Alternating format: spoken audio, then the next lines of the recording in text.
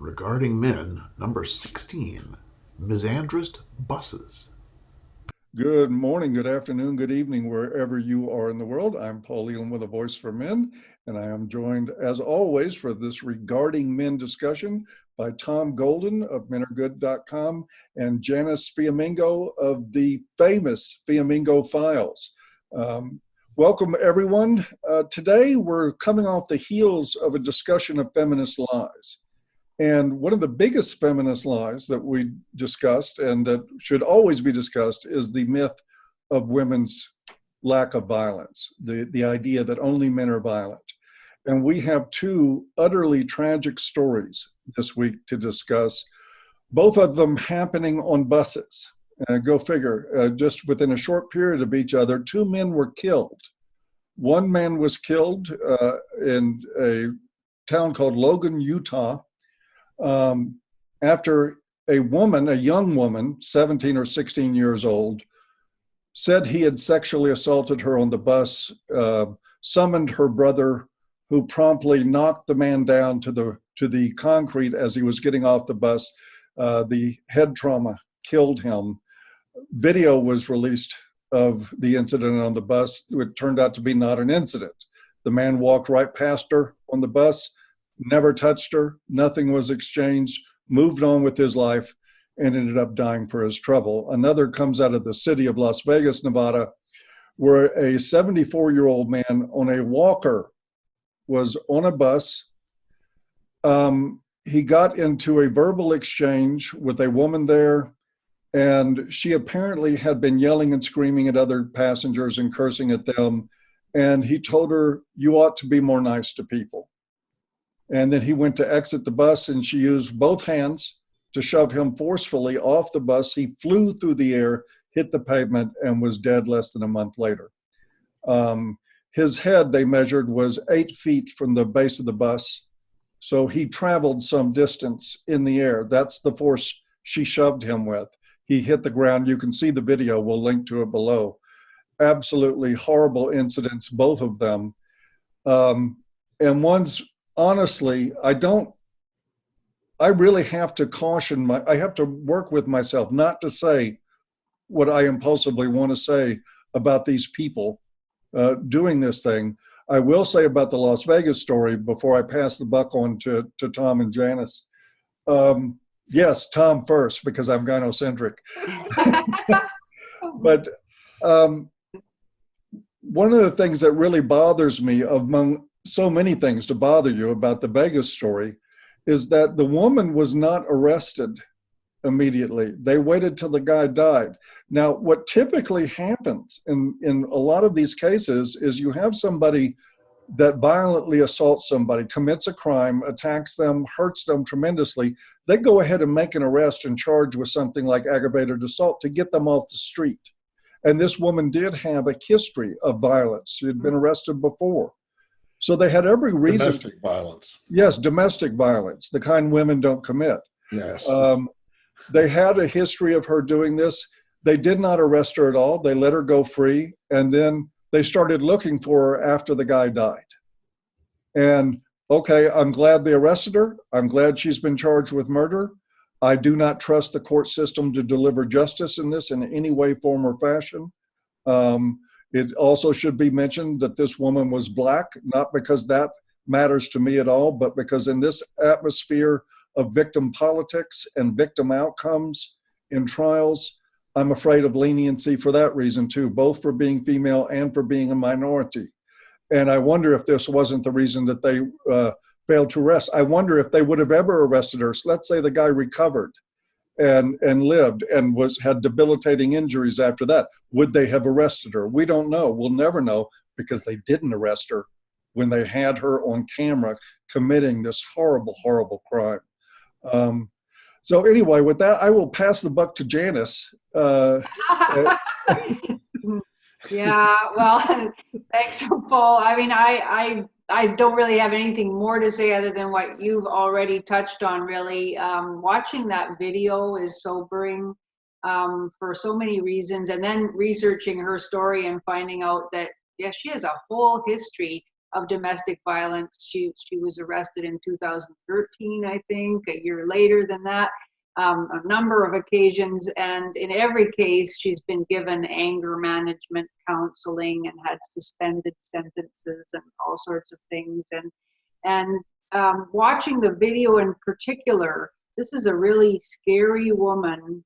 And yet, when she pushed that man, we don't see the long-term aftermath, but in the immediate aftermath, it's really striking. Nobody does anything at all, neither to help the man who has just been thrown off the bus and is lying motionless at the exit, nor to do anything to the woman. And I'm sure that if the situation were reversed and a man had viciously pushed a woman off a bus, everybody would have both rushed to help the woman. It's really striking in the video that does not happen. And I would expect that they would have tried to lay hands on that man in order to make sure that he could be arrested and held to account for his violent act. Everyone just looked kind of surprised, but not really particularly upset about it. Yep. It's just really stunning. So here we go again. We simply cannot, despite our endless discussions about how gender stereotypes should not condition how we respond to men and women, we simply can't get past this idea that women are incapable of heinous violence. And I do think, when you come to a thing like this, on the one hand, one can say, well, men and women are both capable of violence. We know that violence is not a gender issue. We're very capable of seeing the fact that men can be violent. Nobody's ever tried to deny that. Okay, so let's recognize that women can be violent as well. But I do also wonder whether the feminist insistence that women can't hurt anybody, on top of our already gynocentric, belief in female innocence, whether this has actually made the problem worse in some way. And I think of all the articles that I've read over the past couple of years in particular, arguing that women are, from a feminist perspective, women are essentially harmless. I think of an article by everybody's favorite feminist columnist, Jessica Valenti, who published an article a few years ago, I think it was 2015, and it's called "Feminists Don't Hate Men, but It Wouldn't Matter If We Did." And so she basically goes in the article to say that, to admit that feminists do hate men, but it doesn't matter. And her line is that, and she steals this, I think, from feminist writer Margaret Atwood. Her line is something like, when women hate men, we hurt their feelings. But when men hate women, they kill us. And that's the sort of thing that you hear over and over again, that men's hatred has these horrific consequences for women in terms of broken bones and ended lives. Whereas it doesn't matter when women hate men. So go ahead and do it, because women never harm men. And it's that kind of lie, along with, of course, the constant feminist insistence that, that men owe women something, that women have suffered so much under a male-dominated society, and that therefore women's violence against men is actually in some way justified and not something that should be socially objected to. That in fact, it can be condoned in some way. Now, maybe that's too much to apply to these individual incidents, but certainly the other case that you mentioned, Tom and Paul, sorry, I do know who you two guys are. I can keep you. Sorry about that. Well, since he grew a beard, it's got me confused too. So. Everything got screwed up. Sorry. I'm sorry. That's terrible. We got to bleep that out. But anyway, No. The other case that you mentioned about the girl, 16-year-old girl, I think she was, who contacted her brother, and said, go after this guy. Right. In that case, it's hard not to believe that the hysteria around Me Too, the hysteria around women as sexual victims, and the constant reiteration that women are so brave for coming forward, women are so brave for calling out and talking about their experiences and calling out men and raising awareness and all of that. That's got to have played into this girl's sense that it's somehow a heroic thing to claim victimhood and, to set her brother on this man who maybe brushed against her as he went by or something, and she made a big deal out of it, as women are wont to do. So I am really concerned, not only about the fact that we won't admit that women can be violent, but that we're constantly suggesting that women can't hurt men and therefore are never really responsible for it when they do. Very concerning. Yeah, it's interesting. Why is it that women can't hurt men? And I think it all boils down to the fact that men's pain is taboo. Yeah. And feminists can use this idea to ignore the pain of men. Because the culture literally ignores the pain of men already.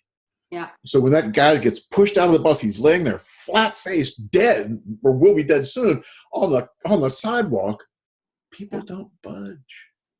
Men's pain is taboo. A woman's pain is a call to action. When women have something wrong, everyone wants to scurry around and fix it. When guys have something wrong, they're expected to take care of it themselves or to shut the fuck up, So it's a very different kind of thing. And of course, you can't hurt these guys. They don't have pain, at least that we can see. And so I think that's a part of what's going on with this. But I think there's a whole lot more than that. I think, the thing that catches my eye about this is that the media and feminists have been pushing the idea for 50 years that there's something wrong with men and they're terrible and they're the cause of problems, etc. And when someone causes problems, what kind of veneer do they have around them? Very thin and very negative. And so the more people have pushed this idea that men are bad, that there's something wrong with men, the more it basically makes men in danger of being hurt by a culture that wants to do them in. You see it in spades in the young people who think that men have been somehow these terrible guys, and women are owed something for this. And that men are these bad folks. It's okay to push him down the stairs. He's a bad guy. God, I hate to say it, but it reminds me of Germany in the 1930s. When if you were Jewish or gay or gypsy or handicapped in some way, you really were seen as the problem. And when you see someone as the problem, it makes it much easier then to attack that person and to blame that person and to murder him, in fact. What's interesting is that there were trials in Germany in the 30s for people who murdered Jews. So the government did not want anyone to be able to murder Jews. They wanted to be the only ones. It's an interesting thing where they did keep some control over murder. But even still, there was a sense of what's the word for it? That it's okay. It's okay. They're Jews. They're disposable. Of course, we already know that men are seen as disposable already. And now they're disposable and bad. So what the hell does that do to them? You end up with people like this one pushing the guy down. You end up like the girl on the bus who calls her brother and says, "This guy sexually assaulted me." And the brother comes right after the guy gets off the bus. He blindsides him. Boom! Knocks him over and kills him. Wow. This is mind-blowing stuff, really. I can't imagine this going on when I was a little boy. I can't imagine someone would push someone else off a bus and kill them, or call their brother or sister and have them come in and do some harm to someone. It'd be unthinkable. I think there was at least a semblance of an idea that people are worthy just in themselves, And I don't think we have that anymore. I think we've lost that. I think that's an incredibly important point, Tom.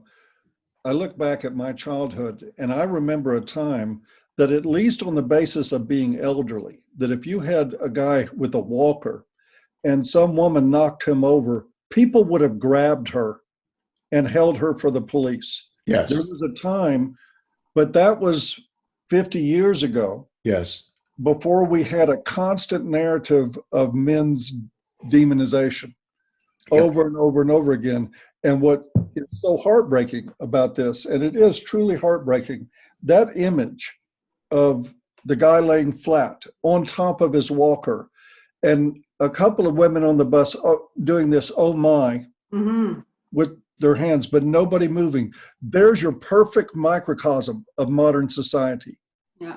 That's it. That isn't just a couple of women on the bus or one assaulted person or one old man. That is our entire culture laid out in front of you. When men go down, nobody cares. And it doesn't matter if they're elderly.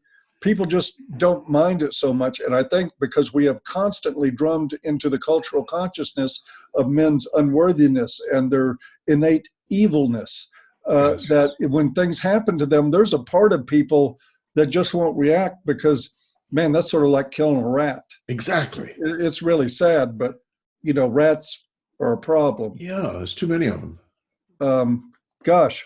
Yeah. I can't imagine in my whole life, honestly, I'm sitting here honestly on the edge of tears about all of this because I never could imagine growing up that I would ever, as a grown man, have this kind of discussion about an old man on a walker getting thrown off a bus to his death and nobody doing anything. And even the person did it, wasn't even arrested. And they had a video. It's amazing to me. And he was thrown off because he told her to be nicer. It's like, what? Yeah, I know. And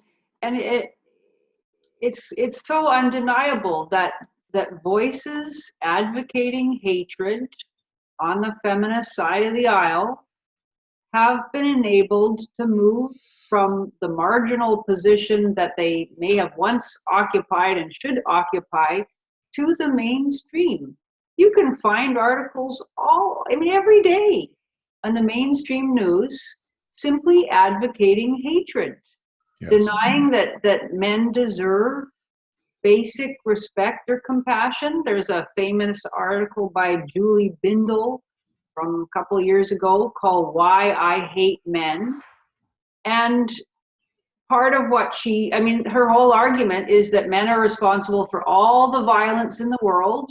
And she actually says, before you start banging on about how women are, responsible for, or equally responsible for the deaths of children, and how women also participate in domestic violence, she says, that's simply not true. Every reputable study that has ever been done on this subject shows that men are overwhelmingly the perpetrators of violence and sexual violence. Of course, she doesn't show any study. She cites nothing in this article. And there are no reputable studies that would back up what she's saying. Every reputable study that's been done, hundreds and hundreds ever since Murray Strauss did his 1975 national domestic violence survey that showed that women and men were equally likely to report being hit, that women are even a little bit more likely to hit first in cases of domestic violence. And he's since then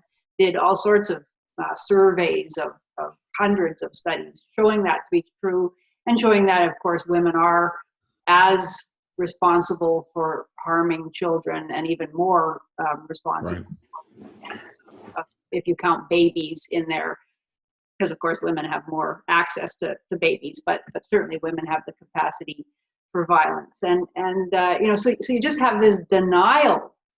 And Julie Bindel is a major mainstream feminist figure. She's been writing and she's been an activist. She's been the voice of the feminist movement in Great Britain for I don't know how long, 20, 30 years.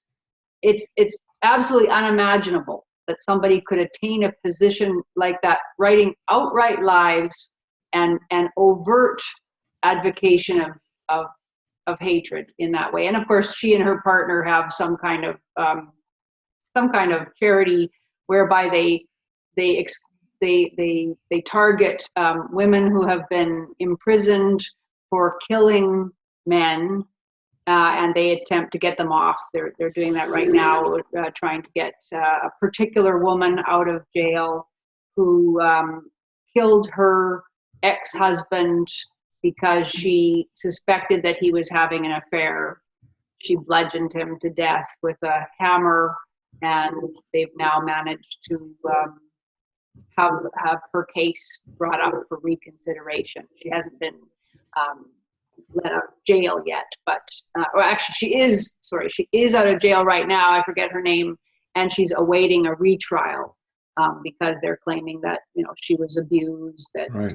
he was controlling her, and all that sort of thing. So I mean, it is amazing, Paul. I totally agree that we've come to the point where major respected figures can advocate hatred based on nothing at all, based on their fantasies about men's responsibility for all evil, and that almost nothing happens to them. Their careers are not damaged. They remain opinion makers, leaders in the society, and it would be foolish to imagine that doesn't have an impact. Yes. And what does this call men to do? Given that scenario, what is it calling us to do as men? Anybody? Well, I mean, there's honestly, there's no simple answer I know. to that. It would seem to me that if you wanted to blindside tackle somebody, it would have been the woman on her way to pushing that guy off the bus to move defensively. But in a more global picture of this, it's as simple as speaking up forcefully. I mean, one of the things that I really enjoyed back in 2014, Stefan Molyneux's speech at the ICMI, one of the aspects that he got into is that evil never goes away. You always have evil as long as you're going to have humanity, and that it takes different forms, and it's allowed to take a form until society recognizes that it's evil.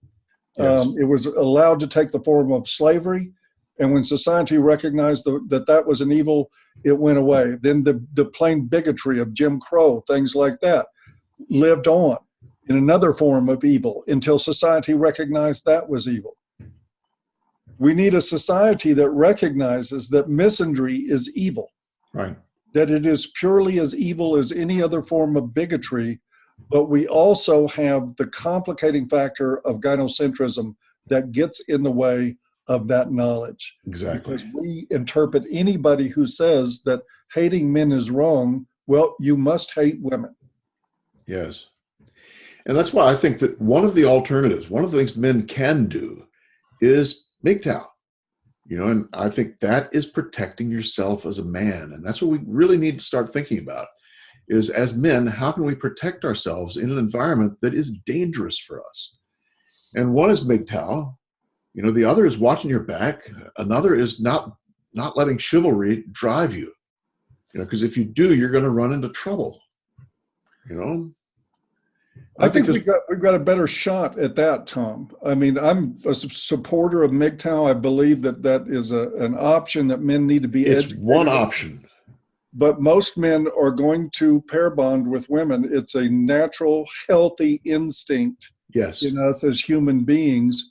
But what we don't do is we don't teach men how to screen women appropriately. We don't really teach them anything except how to please women. Yes. And this boils down to the onus, and this is sort of an unfair thing, but it's what I believe, is that the onus goes back on men. If you're going to be with somebody that's going to eventually come into your room while you're asleep and cut your penis off, Oh, God. which happens to men, Yes.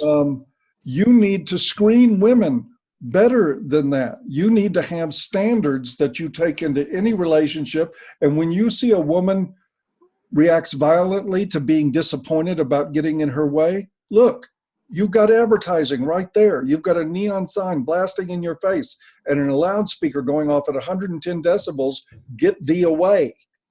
And men are not trained to even pay attention to that. Matter of fact, we train them to ignore that, Yes. and then to try to figure out, how do we please this woman? Yes, exactly. And being able to please her is winning. That's what men see as winning, is when I can please the woman and make her happy, then I've done a good job. They don't think of their own needs as being something that needs to be considered. And I know a place people can learn about that kind of thing, Paul. Do you know a place like that? Oh, I do. It's called Red Pill Relationships. Yeah. And we will have a link for you below to the Patreon. Subscribe, start to that. Tom and I do a weekly program talking about this very topic, men in relationships. It's not a MGTOW discussion. It's a discussion for men who choose to be with women, who want lives with women, but who also don't want to be another walking, talking Gillette commercial. Really? So I think the response to this has been really good. It's great. We've had some great conversations about this, so we encourage you to do that. You'll also find links to these horrible stories below, and to the man who died in Logan. His name is, I think, Michael Fife. Michael Fife, yeah. Yes. There is a GoFundMe for his funeral, so his son can bury him. They are, well, last I checked, we're at like $8,500 thereabouts of a $10,000 goal, which is a cheap funeral these days. Yes. So if you want to help out, help bury this guy that was murdered, you can do that with a few shekels in the pot there. I'm sure would be greatly appreciated by the family. Yeah. Yeah. And murder, just for information purposes, the grief from murder is completely different from grief from almost anything else, for a 10 to 20 different reasons. But it's really hard on the family, man, when something like this happens. Very, very hard. It's a mess. Ugh. Nothing good to say about it. No, not much Very anything good sad. to say about it. Yeah, really awful. Yeah. Okay, so I The think good news is that men can learn how to take care of themselves better. yes, they There can. are ways you can do things, guys. You're going to protect yourself in the kind of environment we're in now. And Lots so, of them. yeah. I don't think we have necessarily anything, unfortunately, that would have helped either of these men, because they were both sucker punched to death, for Yeah. lack of a better word. One of them was blindsided, the other one was caught from behind. And you got to be a red pill to a degree in order to really start helping yourself. You know, until then, you're an automaton. You're just Yep. running on automatic power. You know. Yeah, but definitely a reason to speak up against Yes. the feminists, the mainstream sanctioned hatred of men. And speak up against the feminists, but also speak up in your relationship. Yes. You know, speak up and put your side. Make sure your side is up there for people to see and hear. Mhm. Are we about finished, guys? We have to give out our awards. Oh yeah, who's gonna get them? We got our awards. Janice, who is the humanitarian award going to? Well, we thought we would award Murray Strauss, who is one of the leading researchers into the reality of domestic violence, into the reality of women's responsibility for violence. He was the one who, with a colleague whose name I've forgotten, conducted the 1975 National Domestic Violence Survey. He's written a fantastic article about the attempts by fellow academics to distort the findings of hundreds of studies of the reality of domestic violence that show that women are capable of violence. He's very persuasively analyzed the way that feminist scholars lie about these findings, and we'll include a link to an article, fantastic article that he published at A Voice for Men. And so we think, yes, he deserves our Murray Strauss, and I think it's almost the 3rd anniversary of his death, so bless his heart. Yeah, just about to the day. We're very close. Yeah. I had the pleasure of speaking with him before he died, and even in the face of all, because he got death threats, he got all kinds of reaction. People threatened to bomb places where he was presenting, but he pushed through it all, and he stuck with the truth, and he even allowed us to publish his paper exposing how feminists distort research on A Voice for Men. So, which is a very memories of him for that. It's a very important paper to read, because he literally goes just bit by bit about how feminists have have taken research and turned it into something that's a tool to push their narrative rather than push the truth. It's really worth a read. So he's very deserving. Oh, he really is. Love him. Yeah. Love him. So, Paul, who gets the PUTA? Who did we do? We give We the thought the 16-year-old girl, whose name, of course, has been shielded Withheld. because she's Along a with her brother. minor, along with her brother. But Yeah. that's just horrible. The use of a family member or any man as a proxy for violence, and we see that far too often. Yeah. Yeah. another man dead because of a rape lie. Yes. The woman who unfortunately killed the old man on the bus in Vegas, her name is Kadisha Bishop. But like Janice said, they didn't give us the names of either one. They gave us the name of the guy that got killed in Logan, Utah, but both of his killers are protected because of they're younger. Yeah. Another one of our greatly archaic. So we don't have a picture of her, but she'll be the headless PUTA. Yes, she will be The headless flying PUTA, the first headless flying PUTA so far. And I'm sure she's going to come in pretty soon, right? Oh, yes, sure. There she goes. Goes. Oh, you PUTA, you. Yes, she is. So we finished? I think we're finished. Oh, how about the newsletter? Yeah. Oh, yes. One other additional thing. Exciting. Look in the days ahead to the Regarding Men newsletter. One of the things that Janice and Tom and I have been discussing, as you have too, given the climate now in social media, the tendency to censor voices like ours, which happens all the time. I mean, I think it's knock on wood that we're still here, even on YouTube. And in thinking about that, what we decided to do was to start a newsletter, a free newsletter that everybody can become a part of. And so that no matter what platform we end up on in the days ahead, Or get we'll cut be able from. to communicate with you and you with us through this newsletter. We'll be able to field questions, and we will be linking to other material. We're doing all kinds of things to books you may want to read, things like that. But mainly this is an opportunity to make sure that we stay connected with you, which is what we want to do in the days ahead. And as many of you as possible in a platform that nobody can take away from us, which is exactly what we've done. We've had help on the back end building this thing scratch from the ground up so that nobody controls it but the three people that you're seeing here on this screen and the one person behind the scenes doing the tech work. But look for that.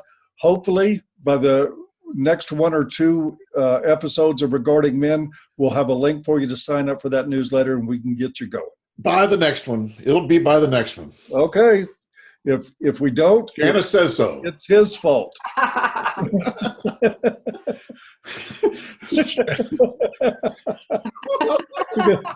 I'm practicing reverse gynocentrism. Just blame me. Oh, God. So we finished. I think we're finished. It's good to be with you all today. As always, it's been great, guys. Been great. Y'all take care. We'll see you then. Bye-bye.